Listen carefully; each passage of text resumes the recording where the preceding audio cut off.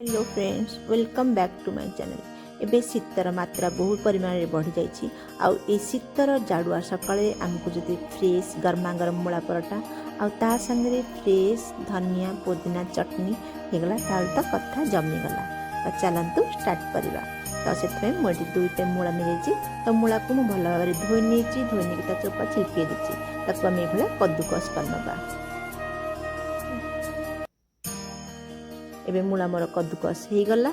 एबे मुझे अधा चामच लुण देवी। अधा चामच लुण देकी भल भाव गोले नेबी जद्वारा कि आमर से मूला आउ सफ्ट भल भाव सफ्ट हो जहाँ पानी बाहर कथा सब पानी बाहरी एबे मोटे बाउल को ट्रांसफर करदेवी।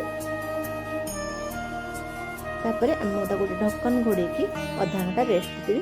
जोटा मूलार जी पानी थो से बाहर चलते आम से अलग कम करी। तो मुझे मो पाखे जुआणी गछ अच्छी जुआणी पत्र किसी नहीं जी। तो आप जुआणी गछ ना तो आप ऑरिगेनो पाउडर दे पारे। ता संगे मोटे किसी स्प्रिंग अनियन और किसी गार्लिक लीव्स नहीं से सब आप नथिले जगह पियाज छोट फाइन चॉप करेंगे। रसुण को भी फाइन चॉप करेंगे। सागे किसी अदा कंचा लଙ୍କା को फाइन चॉप करके नहीं। तो मोर परिवा कटा सरीगला। एबे तापे मु किसी मसला रेडी करी। तो मसला मु पैन रे 2 चामच धनिया 1 चामच जीरा आधा चामच गोलमरीच आउ आधा चामच पानमहुरी देकी ताको हल्का मु भाजी नेबे। तो गैस स्टोव को बंद करके पूरा ठंडा करना।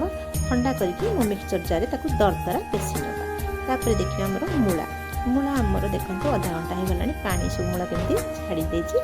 तो पानी को भल भाव जिते टाइटली आम पार चिपुड़ ना चिपुड़ी एमती सेपरेट करदे एमती छड़ी छड़ी देवा।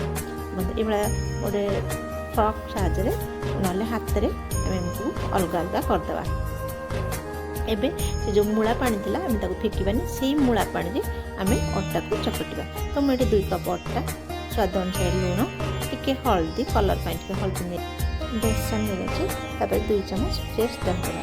दही देले आमर पट्टा कि रुटी बहुत स्मूथ है। आ रखी मूला पानी देकी आम गोटे स्मूथ डो बनवा। एबे ताकू 10-15 मिनट रेस्ट दबा। से भितर आम मूला स्टफिंग करवा। तो मूला को मूला रे आम काटी रखी मूला रे सब से सब vegetable spring onion garlic leaves आमर ऑरिगेनो लीव्स ता संगे किसी अदा कंचा लଙ୍କା देदेवा। ता संगे आम जो मसला करते दरदरा पेशी मसला आम 1.5 ରୁ 2 चामच मसला नवा। किसी टर्मरिक पाउडर किसी chilli powder red chilli powder आप चिल्ली पाउडर देखिकी ने कारण आम रेड ग्रीन चिल्ली देती प्लस गोलमरिच देती राग बेसी हो पे खाईपारे अल्प दवा टे हिंगु दबा। आम खट्टा खट्टा टेस्ट आसापी आमचूरन पाउडर गोटे चामच दबा। हिंगु देकी आम मोर स्टफिंग बनवा। एबे आमर अट्टा भी स्मूथ हो जाइए। तो आम एमती गोल गोल करने गोल गोल करके हल्का टिके बेलवा देखते छोट बनवा। बिना कांची आकर करके से भितर आम भरी भरी की आमर स्टफिंग भरवा। देखते मेंचे जाकी जाकी स्टफिंग देवा। चामच रे एमती प्रेस कर मुँह को बंद करवा। बंद कर देला प्रेस करदे। एबे प्रेस कर देके हमें अट्टा पाउडर देके देखो जमी आम मसलाटा स्टफिंग आम चारिपटिक स्प्रेड हो से हाथ टे दबाई दबाई देवा। एबे हल्का हल्का काटिदेवा।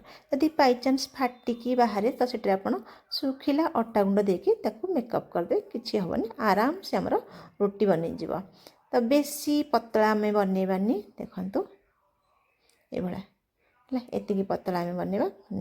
बन पैन को गरम करी आम आपण पसंद मुताबिक घी तेल देकी ताको गोल्डन ब्राउन हाँ पर्यंत भाजी ना। देखो ये आम से माने सीम रे टिके चापी चापी करवा जमती आमर मूला भितर सीझी प्लस आम परोटा भी भल से सीझ आउ क्रिस्पी कुरकुरे लगे। देखो ये आमर सब बनिकी रेडी हो ये आम आमर सबू परोटा गुड़ी को बनई नवा। गैस मन रखु गैस फ्लेम को आम मीडियम रखा मीडियम फ्लेम रे आम चापी चापी करवा। तो ये परटारे खायापी चलते आम गोटे खट्टा मिठा चटनी बनवा। तो मुझे किसी धनिया पत्र किसी पुदीना पत्र ता सांगे टिके अदा कंचा लंका आ भाजी रखी जीरा गुंड टिके दबा ता साथे 2-3 टमाटर आप खट्टा देखी टमाटर नेबे टिके व्हाइट सॉल्ट ब्लैक सॉल्ट आ ता संगे आम देवा टिके जागेरी आउ जदि आप घरे इमली अच्छी इमली दिंतु। मो पाखे आंब सड़ा थिला ए बहुत टेस्ट लगे मत या फ्लेवरटा बहुत बढ़िया लगे। आ स्वाद टिके गुड़ पाउडर दबा आउ लेंबू टिके दबा लेंबू टिके देगी आम ताकू गोटे फाइन पेस्ट करदबा। चटपटी चटनी आमर रेडी हो गला गरमा गरम परोटा सांगे आम खाई पार। तो जदि आमको भी फ्रेश धनिया पत्र मिलूँ पुदीना पत्र मिलूँ आम टमाटो सॉस कहीं खाइबा। तो ये फ्रेश फ्रेश करी खातु।